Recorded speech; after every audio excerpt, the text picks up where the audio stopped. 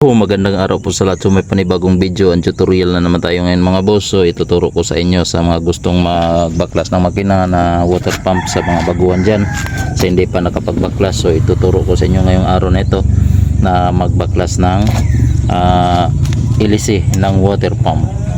Yan. So kung paano yan baklasin mga boss, idol, manager, amo. Yan.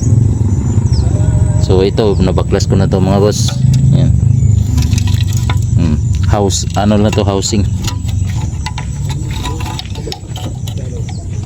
Yan, ito yung housing. Pero ito talaga yung water pump niya, LC. So ituturo ko sa inyo kung paano natin to baklasin. So tara, simulan na natin. Ayan, kailangan kayo ng bullhammer. Yan. So kung matigas mga boss, manager, amo, idol, ganito lang yan, pukpukin lang dito, ganyan, para lumambot. Tapos dito sa ilalim, ganyan, yan, pukpukin lang yan para lumambot. Kasi tumigas yan mga boss dahil ay ano to, nang dahil sa tubig, punong-puno to sa tubig habang ito'y umaandar ang engine. Yan, punong-puno yan sa tubig. So kailangan pukpukin talaga to. Pag hindi siya matanggal, pukpukin to. Kasi merong 4 na tornilyo dito sa ilalim mga boss, manager, amo. Yan, 4 na tornilyo kabila, ano, bali 4. So ganyan lang yun mga boss. So may tuturo ko sa inyo ito mga boss, ganyan lang pag open. Yan, ikutin lang to mga boss. Yan, ikutin lang yan. Yung pag ikot nito pa clockwise, yan, pagpahigpit nito counter clock, yan, counter clock pagpahigpit. So pag open, yan, ganyan lang yun. Yan, lumambot na dahil pinukpok natin dito at pinukpok natin sa ilalim. Yan, lumambot na. So ganyan lang yan mga boss ang paggawa para matanggal natin ang water pump LC.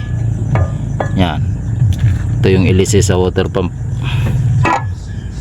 Diba? Tanggal na. So tanggalin din tong 4 na tornilyo mga boss. Yan.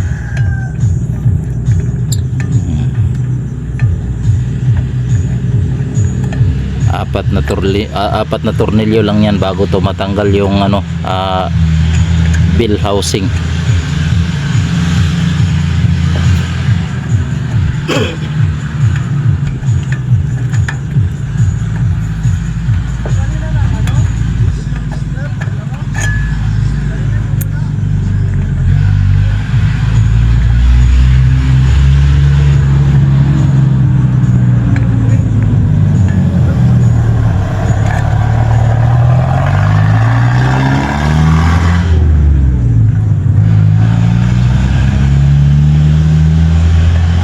mm lang ang ano nito mga boss, yung tornilyo sa loob.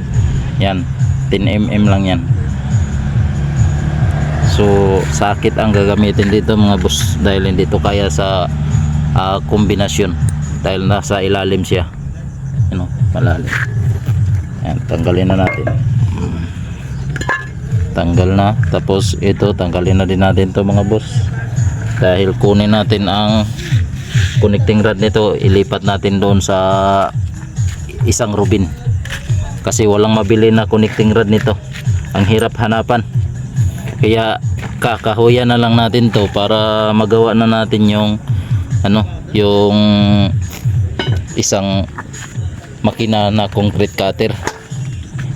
Yan.